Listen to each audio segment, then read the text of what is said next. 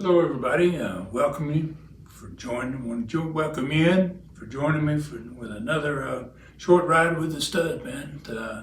We're going to do a little one today on Brutus. It's a book that I wrote back to around 1980, 98, and basically it took me 20 years before I was able to publish it, and we're going to play a little segment about 4 minutes and 36 seconds out of this one. We're probably going to play some more stuff out of this out of Brutus. This is on the Classic Continental Wrestling.com channel, the streaming channel, and we're adding chapters to this at all times now, quite regularly. And I do a lot of voices in these, not so much in this one as it's going to be in others. So let's just take a little listen and take a little short ride here with the book Brutus. The lion was back. He had been tasked with finishing the job he had originally been hired for. We've got to kill this bastard, Nat, before he does us all in. Grinding his jaws in rage at the disrespect being shown to himself and the dead man, Natu gently crossed Jomo's hands across what remained of his chest. Gunther chuckled, a soulless sounding rattle in the still of night. You're going to have to listen to me now, boy. This isn't some ordinary beast that you bunch of primitive fools can handle. I mean, hell, he escaped you once before, only to come back when the heat was off him. What kind of cat does that? One that knows what it's doing. He looked down at the grieving man, the fear he'd felt during the entirety of this 6-month hunt beginning to drain away as his belief superiority took hold once more. How many deaths does this make now? 14, 15? Hell, even your old buddy George lost his leg to this monster. Think about that. So many of you little bastards lost in 500 miles, and not a damn thing to show for it, except a 3-year-old lion that's too smart for you.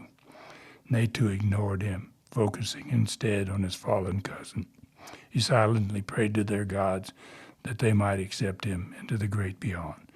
Gunther went on. Now you'll have to do what I've been saying we should, from the start.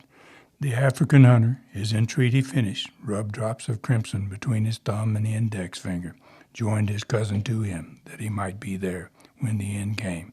He stood gradually. Look, the loud German barked. I know this lion is some kind of idol to you people, or they would have killed him all before now. He's a massive prize. We all know that. Hell, he's the finest specimen I've ever seen. So what? He's a damn killing machine, and out here he's going to do just that, kill. He paused, regaining his breath. The arrogant bastard enjoys it, and you know it, Nat. He's got to be stopped, legendary lion or not. His hand launched out, grasping the still silent African by the shoulder and spinning him around. We have to kill him now. Natu allowed himself to be manhandled. When he finally did speak, his voice was soft and kind, unnerving. This lion kills because he can, just as you do. Is that to say we should shoot you as well? He asked, gazing deep into Gunther's eyes, as if searching his soul for something. The German felt all of his bravado dry up in his mouth, along with the saliva and tobacco juice.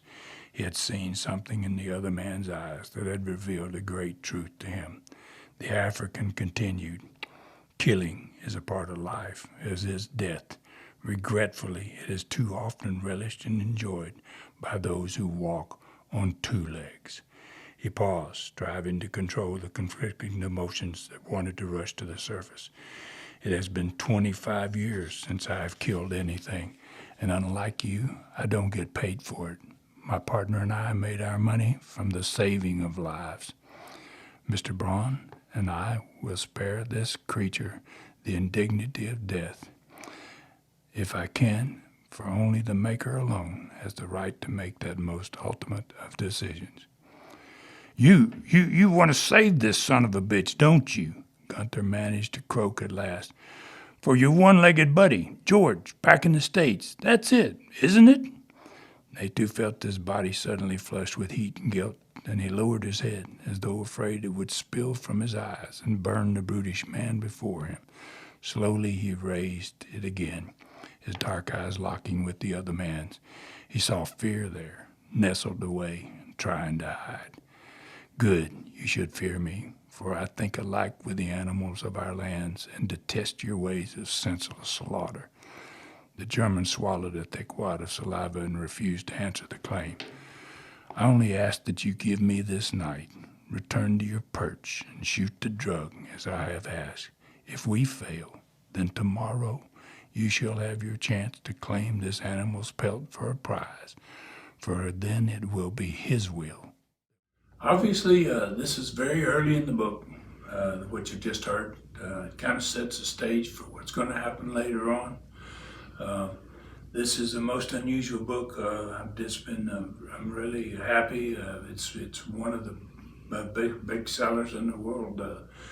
Fans all over the world are crazy about the line, crazy about this line. And so thank you all very much for taking a look. We're going to keep giving these to you. I just want to remind you, this is at ClassicContinentalWrestling.com streaming channel.